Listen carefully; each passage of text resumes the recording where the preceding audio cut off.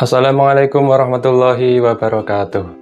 Bismillah, alhamdulillah, wassalatu wassalamu ala rasulillah sallallahu alaihi wasallam. Selamat bergabung, selamat bertemu lagi di Hanguk Channel, yang mana di channel ini kita akan belajar bersama bahasa Korea atau tata bahasa Korea. Nah, untuk kesempatan kali ini, meskipun kita bukan pujangga yang pandai merangkai kata, akan tetapi setidaknya kita belajar tata bahasa untuk bisa berbicara. Langsung saja kita pembahasan kali ini, yaitu untuk membahas tentang T atau LT. Pembahasan kita kali ini yaitu tentang T atau LLT. Itu artinya ketika atau saat. Fungsi dari T atau LT ini yaitu untuk mengungkapkan waktu ketika suatu tindakan atau keadaan terjadi. Rumusnya yaitu T dengan menggunakan T untuk kata benda, langsung T saja. Ini untuk kata benda. Kemudian LT untuk kata kerja atau kata sifat yang berakhiran vokal atau real. Kemudian yang ketiga yaitu LT untuk kata kerja atau kata sifat yang berakhiran konsonan. Nah, untuk ketiga rumus ini supaya lebih jelas untuk memahaminya, kita membuatkan jadwal di sini pengaplikasian untuk T untuk kata benda ataupun kata kerja yang berakhiran vokal dan konsonan. Kita mulai dari yang pertama, yaitu kata benda. Kata benda ini rumusnya yaitu dengan langsung menggunakan T saja. Contoh, yo salte, seperti ini langsung digabung dengan T.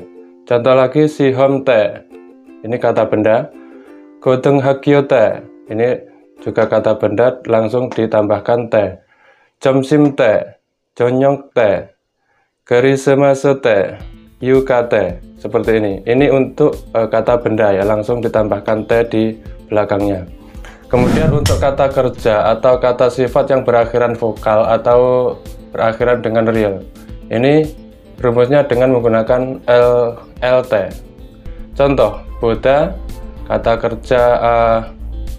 kerja Boda ini berakhiran dengan vokal. Boda menjadi bulte, karena ini rumusnya dengan menggunakan LT. Boda menjadi bulte. Manada menjadi manalte. Ketnada menjadi ketnalte. Nabeda menjadi nabelte. Bikunhada menjadi bikunhalte. Salda menjadi salte. Kemudian mandelda menjadi mandelte. Ini untuk kata kerja atau kata sifat yang berakhiran vokal atau konsonan real. Kemudian rumus yang ketiga pengaplikasiannya yaitu untuk kata kerja dan kata sifat yang berakhiran dengan konsonan. Contoh kata ida. Ida ini karena berakhiran konsonan berubah menjadi iselte dengan menggunakan rumus LT. Ya, berbeda dengan yang vokal. Ini menggunakan LT. Ida menjadi iselte. Opda menjadi opselte. Bada menjadi badelte. Juhda menjadi juhelte. Deda menjadi derelte. Ini kata benda. Untuk kata deda ini adalah kata sifat. Untuk kata deda ini adalah kata kerja yang tidak beraturan ya. Ketika ini deda, ini bentuk informalnya menjadi deroyo. Jadi ketika digabung dengan menggunakan partikel LT, ini berubah menjadi real. Dietnya yang bawah ini menjadi real, kemudian digabung dengan TLT menjadi deda menjadi derelte.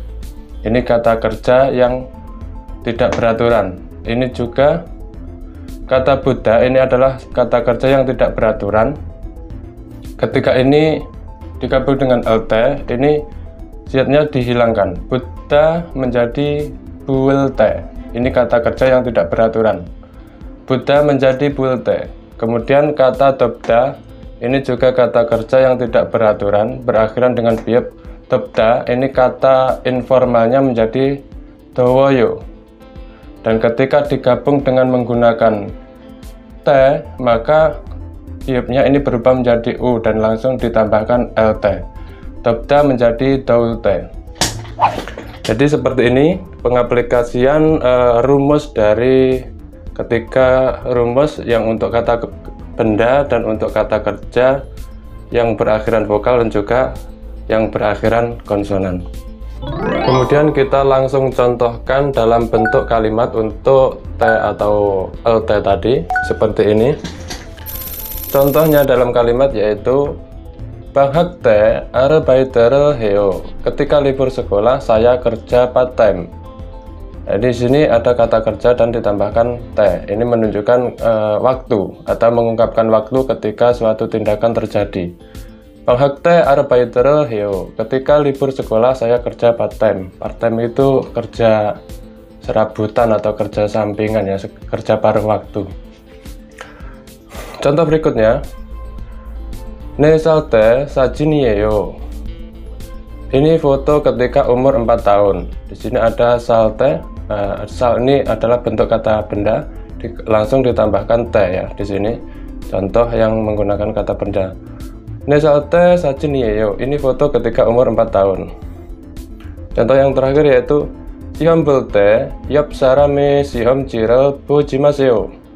Ketika melakukan ujian, jangan melihat ujian teman di sampingnya. Di sini ada kata kerja bulte berasal dari kata buta dan ditambahkan T. Yang seperti tadi rumusnya dengan menggunakan LT seperti ini. Sihom bulte yop sarame sihom jirel bujimaseo. Ketika melakukan ujian, jangan melihat ujian teman yang ada di sampingnya. Seperti ini contoh-contoh dari penggunaan T ya. Lalu kemudian ada prosedur penggunaan T atau LT tersebut dalam beberapa kalimat. Misalnya seperti ini. Untuk prosedur penggunaan T tidak boleh digunakan dengan kata ojon atau ohu dan nama hari dalam seminggu. Nama hari misalnya iryoil, waryoil dan seterusnya. Seperti contoh ojon T kungbure heo. Ojon T kungbure heo. Di sini ada kata ojon. Ojon ini digabung dengan menggunakan T. Ojon T kungbure heo. Ketika kasusnya seperti ini, maka ini tidak diperbolehkan. Tidak diperbolehkan. Ini salah. Untuk kata ojon ini tidak boleh digabung dengan menggunakan T.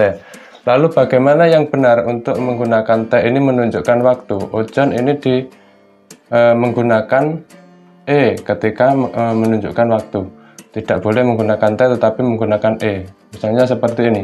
Ojone kungbure heo. Ojone kungbure heo ini kata ojon ini digabung dengan menggunakan E untuk menunjukkan waktu. Artinya pagi hari saya belajar atau saya belajar pada waktu pagi hari. Ini untuk kata ojon. Dan juga untuk kata ohu, misalnya dalam kalimat seperti ini, ohu te undungel heo. Ini kata ohu digabung dengan menggunakan T untuk menunjukkan waktu, ini tidak boleh. Untuk kata ojon terus kemudian kata ohu ini tidak boleh menggunakan T tetapi menggunakan E, partikel E. Seperti ini. Ohue undungel heo. Saya berolahraga pada waktu sore. Ini dengan menggunakan E, tidak boleh menggunakan T untuk kata ohunya. Ketika seperti ini baru betul. Dan ini ojone kungbure heo ini baru boleh. Kemudian kemudian juga untuk kata nama hari, nama-nama hari, waryoil, iryoil, suyoil dan seterusnya, ini juga tidak boleh menggunakan T. Misalnya seperti ini. Waryoil te kunghange kayo. Waryoil te kunghange kayo, ini waryoil kata hari, kata yang menunjukkan hari. Waryoil T ini tidak boleh menggunakan T. Ketika bentuknya seperti ini tidak boleh. Untuk menunjukkan waktu dengan menggunakan kata hari ini tidak boleh menggunakan T, tetapi untuk kata hari ini menggunakan partikel E. Jadi seperti ini. Waryoire kunghange kayo. Saya pergi ke bandara pada hari Senin. Seperti ini. Ini baru boleh. Namun kemudian ada prosedur selanjutnya yaitu untuk kata jonyong dan juga jomsim dan juga kata banghak ini ketika menggunakan T ataupun dengan menggunakan partikel E, ini semuanya diperbolehkan. Jadi seperti ini. Untuk kata jonyok, jomsim, dan juga banghak ini boleh menggunakan salah satu dari kedua partikel tadi, yaitu partikel T boleh, dan juga menggunakan partikel E juga boleh untuk menunjukkan waktu terjadinya suatu tindakan. Contohnya kata jonyok, jonyok ya, ini dengan menggunakan T, jonyok T ini sama halnya dengan juga jonyoke, ini semuanya diperbolehkan. Jonyok T boleh, dan juga menggunakan partikel E, jonyoke juga boleh. Kemudian kata jomsim, jomsim T ini menggunakan partikel T juga boleh, dan juga menggunakan partikel E juga boleh. Jomsime, jomsim T sama dengan jomsime, ini semuanya boleh digunakan. Begitu juga kata banghak, ini menggunakan T boleh, dan juga menggunakan partikel E juga boleh. Jadi banghak menjadi banghak T sama dengan banghak banghake, banghak T, banghake, ini sama. Untuk kata ketiga ini, jonyok, jomsim, dan juga banghak, ini semuanya boleh menggunakan salah satu dari partikel T atau E, artinya sama. Nah, itulah tadi penjelasan dari saya tentang partikel T, LT yang diaplikasikan pada kata benda, dan juga kata kerja, dan juga kata sifat. Mungkin ada kesalahan dari saya, mohon maaf, dan semoga apa yang saya sampaikan tadi, belajar kita kali ini memberikan manfaat untuk kita semua. Akhirnya, wassalamualaikum warahmatullahi wabarakatuh.